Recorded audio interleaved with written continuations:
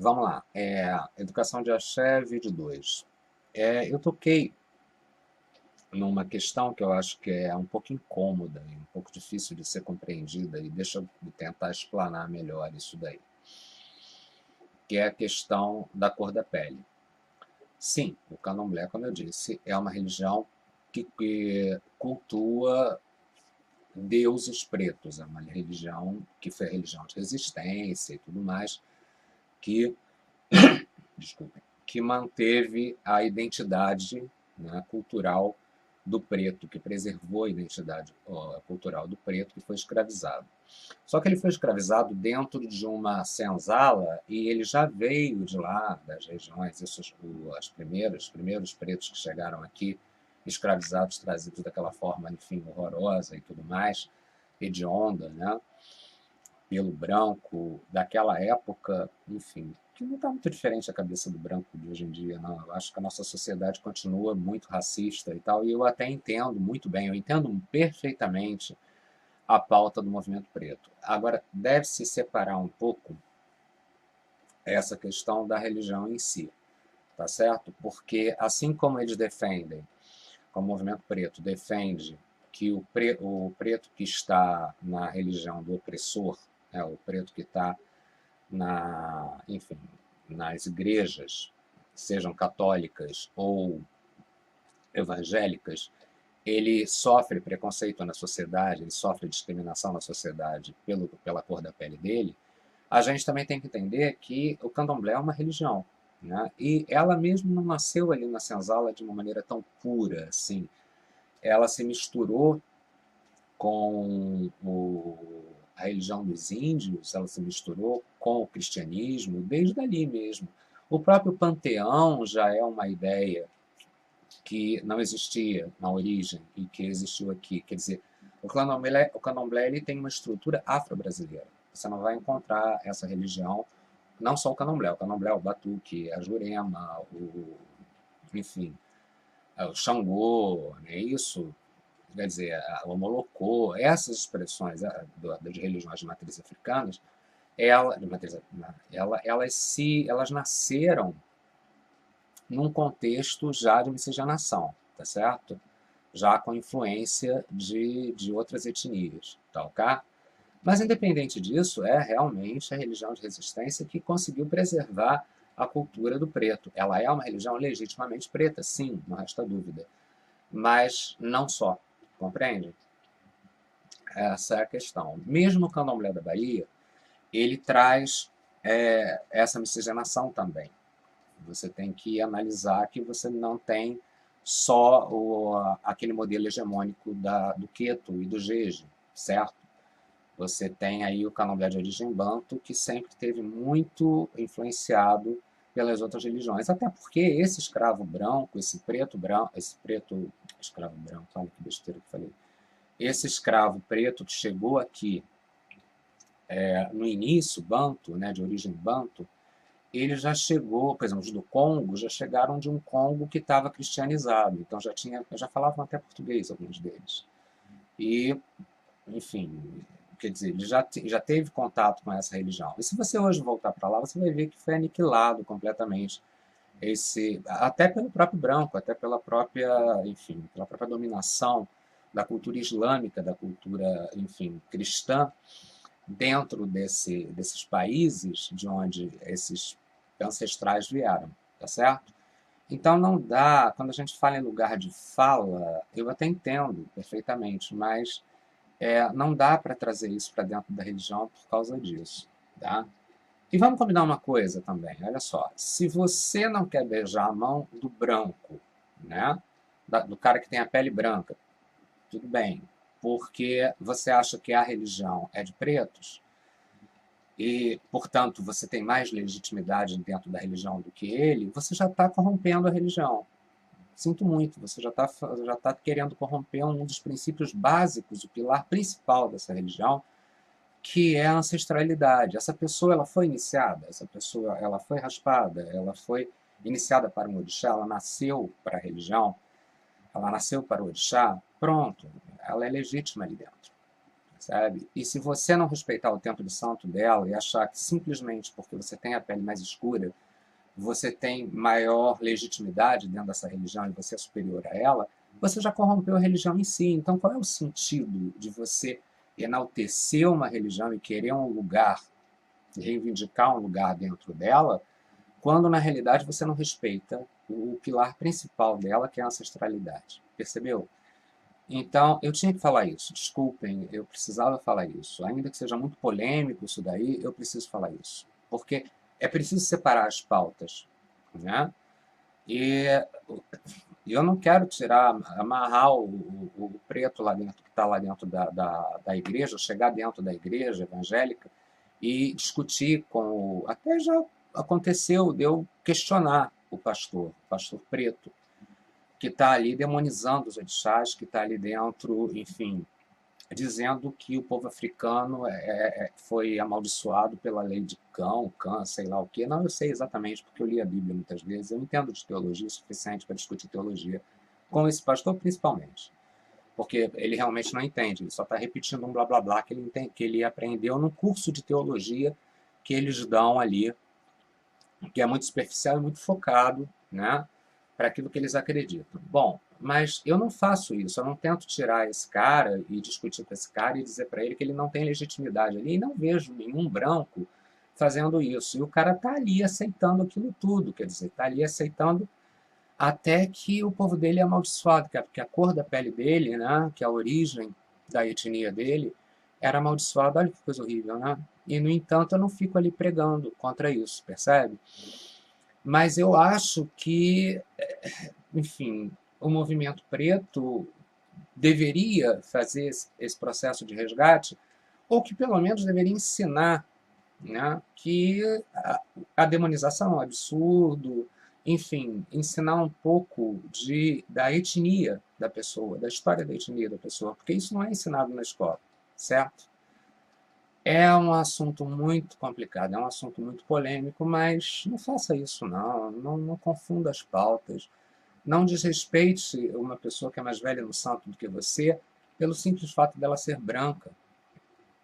Não faça isso, por favor, porque aí você vai estar dando um tiro no pilar principal da religião que você está enaltecendo e que enaltece sempre, em qualquer situação, a sua etnia, sabe? Você que tem a pele preta.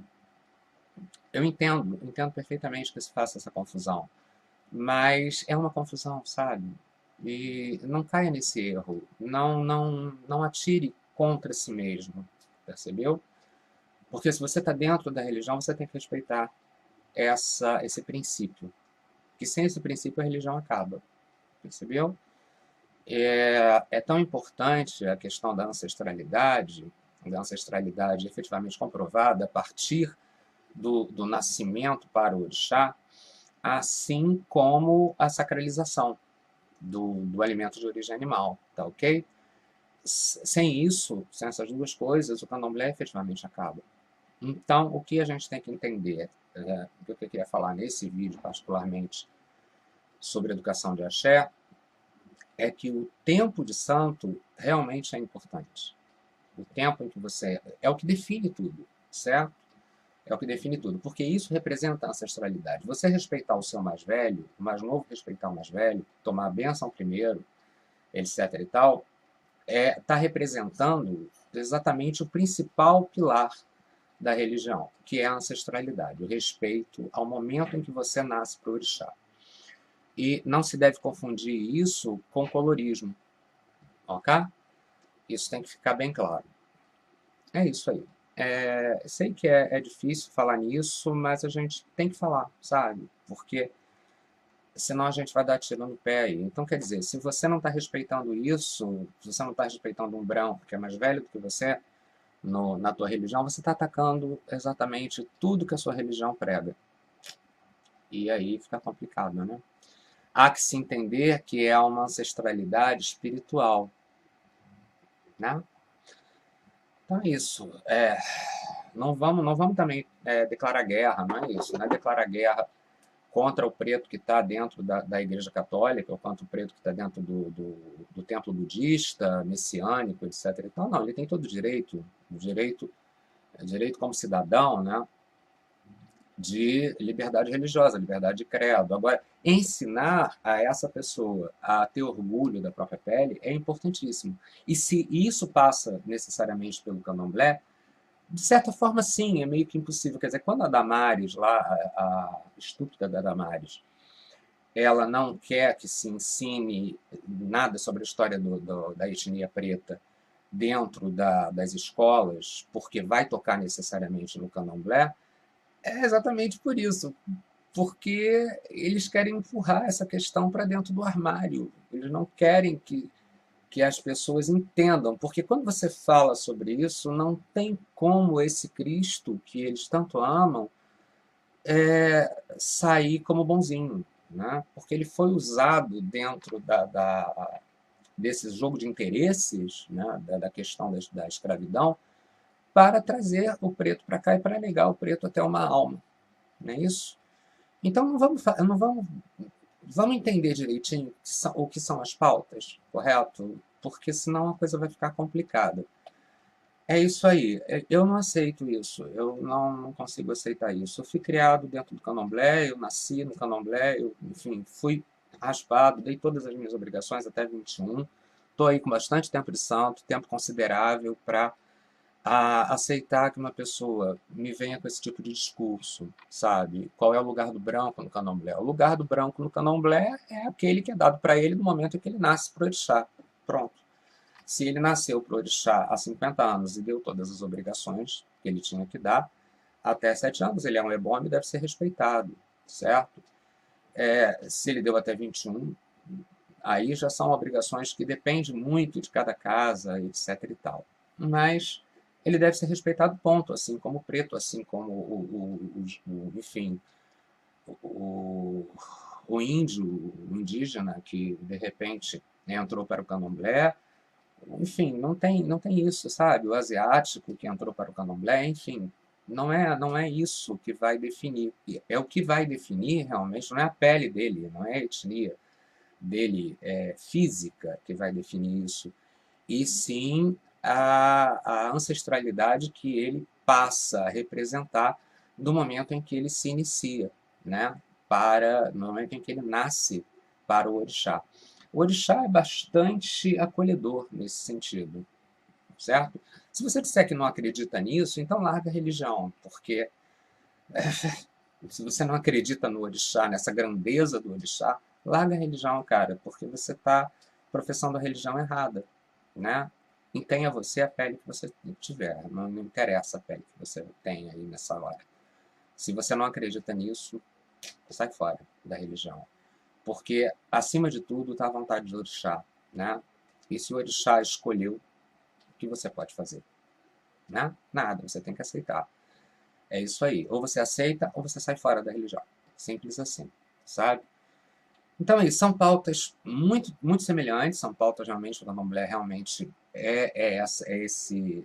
essa identidade, com certeza, né? Eu acho que todo branco, todo asiático, enfim, todo índio que está dentro dessa religião, ele sabe disso, né? Ele sabe a importância que tem ele deixar isso bem claro para os filhos de santo dele, para as pessoas em geral, né? Cada vez que a gente se veste, óbvio que eu sei disso, que o racismo religioso ele está diretamente, ele dá para despir você se é branco, você se é asiático, você se é, enfim, índio, do momento em que você retira a roupa do salão, você retira suas contas e tudo mais, dentro da sociedade comum, você não vai sofrer o racismo que a pessoa preta sofre. Isso é óbvio.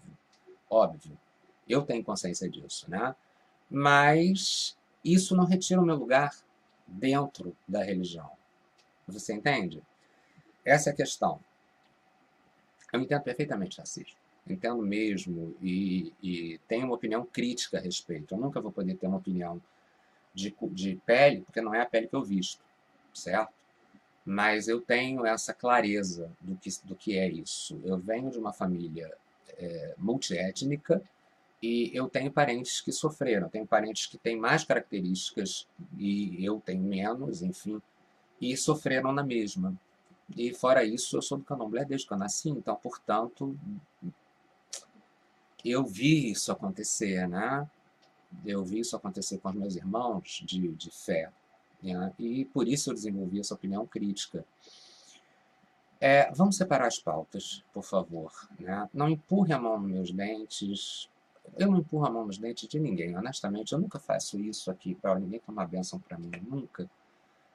Mas eu também não gosto quando, numa troca de bênçãos, a pessoa, porque tem a pele mais preta, vai e bota a mão dela, a minha mão no queixo dela. Isso é uma maneira de desrespeitar, de botar dúvida na minha legitimidade dentro da religião ou na minha ancestralidade. Isso não é nada bonito, sabe? Não é nada bonito. Honestamente, se fizer isso, eu vou brigar, sabe? Porque eu, de fato, sou uma pessoa iniciada, de fato, dei minhas obrigações todas, de fato, sou do candomblé a vida inteira e eu não admito que se faça isso. Eu acho que se tem que respeitar a ancestralidade sempre. De repente, olha só que coisa interessante, de repente a pessoa branca vai estar respeitando mais a ancestralidade de uma religião preta do que quem faz esse tipo de coisa por causa da cor da pele, que é mais preta. Entende? Eu tenho que colocar isso, perdão. Eu sei que é complicado, eu sei que isso pode gerar muita polêmica, mas essa é a realidade. Diante daquilo que eu aprendi ser candomblé, diante daquilo que me foi ensinado na tradição oral, como eu sempre digo, eu não aprendi candomblé em livro, eu aprendi candomblé vivenciando candomblé, certo? Então, diante disso tudo que eu aprendi, e daquilo que eu represento, daquilo que eu aprendi e tenho que passar da mesma forma, quer dizer, eu tenho essa obrigação, está na minha mão, já que eu tenho um cargo, tenho uma cuia, né? Me foi dada essa obrigação, essa missão. Então, diante disso tudo, não cabe o que está acontecendo agora. Não, isso daí não faz parte. E eu sou obrigado a falar isso, porque, ainda que incomode, eu sou obrigado a falar isso. Separem as pautas, certo?